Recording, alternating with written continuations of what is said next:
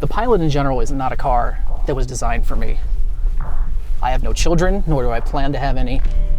I have no dogs. I have nothing that would rationalize this purchase. But if it were up to me, I'd have the TrailSport. It's the most engaging of the models we've sampled. The color that you can get on it, this blue, is absolutely gorgeous. And it's reasonably well equipped. We were actually kind of surprised by how nice it is inside. But again, this is the first TrailSport model to be offered in a vehicle that has Honda's new interior and its new infotainment. So this is kind of putting its best foot forward.